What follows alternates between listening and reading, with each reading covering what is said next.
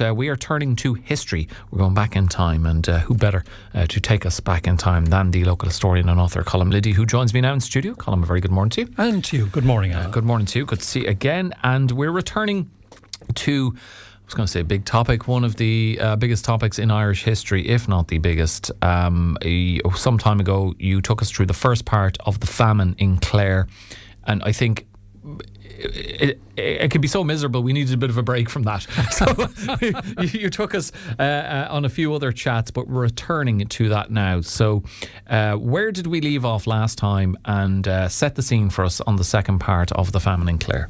Right, so the famine is kind of essentially a 7-year period, but there's quite a bit of variation. Various stuff goes on at different times throughout that period. This is 1845 to 52. Yeah, exactly. That's the official span. And in the last episode, we just covered what happened in 1845. So the very earliest days of blight arriving and this and that. Now we're just actually going to take another 6-month period, because really there's so much happening that you kind of, to digest it, we have to break it down. And we're looking at the first 6 months of 1846. That's what we'll discuss. Okay, so where are we in 1846 in terms of Clare, the country, and British control of the country? We're, some 45 years into the active union at that stage. That's right. Well, I think we're actually fairly lucky in the terms of who is the Prime Minister. Is a man called Robert Peel. Somewhat of a hate figure in Irish history. Did not get on well with Daniel O'Connell. They struggled for decades, and Daniel used to call him Orange Peel. So they weren't great pals. But you'd have to say, whatever else, Peel though is the Prime Minister, but he's great experience of Ireland, because he was actually, as a youngster, hived off to be the Chief Secretary of Ireland, which was not a job too many people wanted. So he had done that for a while. He'd been here, literally for many years. And then he was the Home Secretary, dealt with Irish affairs, and now he's the Prime Minister. So he knows just how serious the matter is. I mean, he is fully aware, the way other Brits just wouldn't be. And he's done a few things. In the earliest days of the famine, he was the man who made all the constables in every barracks go out into the fields and actually see what was the situation with the blight. So he had the early warning, and he essentially took 3 steps. And they were, 1, to initiate public works, which would be a way of alleviating the famine. Secondly, to secretly order some corn. And thirdly, to start tackling a thing called the Corn Laws. So those are his 3 things. Okay, so tell us more about the public works. And in time, when as the famine went on, they became so oversubscribed, the workhouses, that the British had to come up with, and they were good at this, coming up with elements to make it a horrible place to be, in order to deter people from going there. But in 1846, so the first thing to say is, what's the philosophy of these lads in charge? Is it's an absolute horror to give the working people money for nothing. I mean, it's just a horrifying thought to give. Lazy ingrates. Yes, absolutely. Now, in fairness, they're kind of influenced just beforehand. I mean, social welfare obviously has not existed up to any point in Irish history to this. So giving money to people by the state just isn't a thing. Certainly not to the poor people. Of course, you occasionally give it to rich people. That's they desperately need it, don't they? They deserve it. But poor people, you do not give them money for nothing. And apparently, there was a report done. They had been doing it for a few decades in England, and then after a while they assessed it, and they sent out, and did an assessment of it, and they were horrified to find that giving money to poor people is bad for them.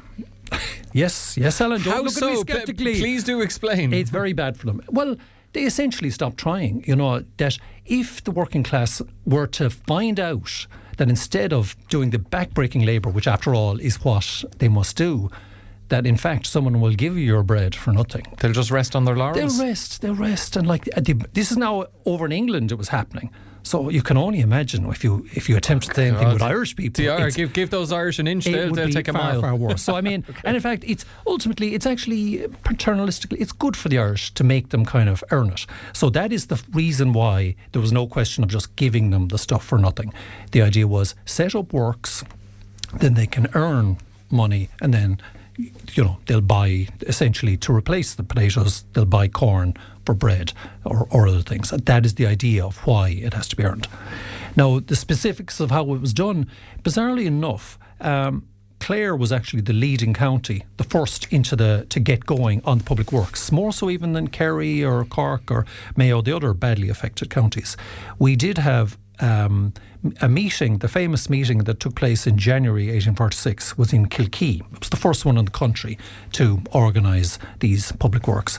But the Toffs decided they didn't want too many people attending the meeting, so they had it in the billiard room in Kilkee, a small room where billiards are played. And basically, three-quarters of the people who wanted to attend just had to wait outside. So, okay, you were talking about they had to work to earn the corn. You mentioned earlier about secretly ordering corn. So, talk to us more about that Indian corn. How much was available? I presume whatever corn these poor people are getting would barely enough to keep them alive. The corn, you see, the thing about making it secret as well, it was because it was secretly done, is there's a dread then of doing anything which would affect the markets. I mean, when you read about the famine, actually, there are so many little parallels with our own time, because we have our own sacred horses that cannot... Sacred cows. It's good. It's easy to see you don't live in a farm. Yeah. Well, look, okay, so we have sacred cows. For instance, I mean, tomorrow we could sort out the so-called housing crisis if we decided to break the rules on the sacredness of property. You know, if we cut loose and said, no, housing is a right, doing stuff you want with your own property isn't. We could do that. And therefore we could literally solve the housing crisis, which we apparently want to solve for the last decade, but we don't. Not badly enough. Powers that be don't seem to be able to think outside the box on that. Well, likewise, they have things back then, you know, in the famine era that cannot be tampered with, and one of them is the market. So if the government orders a load of corn, they will raise the price of corn, and they will, you know, affect the market. So that is something they dread. So he secretly orders corn from America, which, if you like, is outside of the normal market. That's why you can do that. And it's this known as Indian corn, or it's maize, basically. And that arrives in Ireland. He puts it in depots all around the coast, and in particular puts it in Kilrush, saving it for the day that things are really bad. As it is, people in the west coast of Clare already starving, and in Feakle they're starving. But they're not, I just mean that they're starving as in they're hungry. They ain't dying yet. They're not skin and bones. So therefore they're not getting any.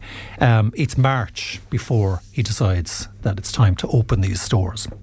And it is difficult because people, you see, another major problem is we don't have the infrastructure in the hovels we live in to make bread. All we have is one iron pot that we cook potatoes in.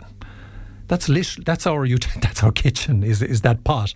This reminds me of the situation, you know, with the people in Gaza, the Gaza Humanitarian Foundation. You know, giving them a little bit of maize or corn or whatever it might be. And it's like, well, how are they meant to cook that? They've no facilities in their refugee tent to do it. No, and maize is worse than the normal we have here in Ireland: oats, barley, and wheat. And that's reasonably straightforward to cook. But this maize has to be steeped overnight in water, you know. And that, literally, when you don't have the facilities, there's some people in Clare that don't even have the pot. The way they were cooking their potatoes was they'd light a fire and then they'd stick the goddamn potatoes into the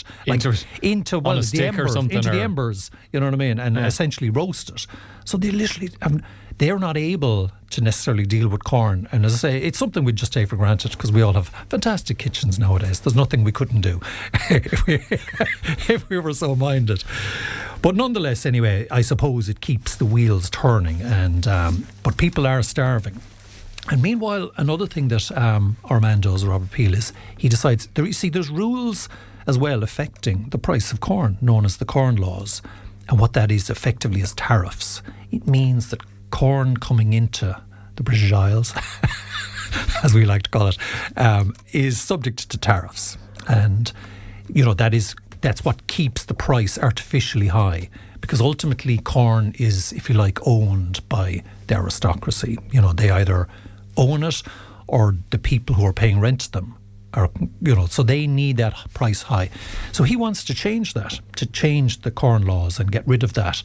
But that's a huge struggle then in the House of Commons. And unfortunately, repealing the Corn Laws and the Irish famine get mixed together in a way which is very bad for us, because whereas those who want to repeal it say, look, there's a famine over in Ireland, we really must repeal the laws. Those who want to cling grimly to the laws because it'll keep their prices high start saying, there's no famine. It's just a load of old exaggeration by typical Irish moaners and groaners. With their hands out, looking for something. And you actually see, fascinatingly, in articles like in May 1846, loads of articles in both British and Irish, even in Mayo. The Mayo Constitution has an article called Famine Hoax. It's happening.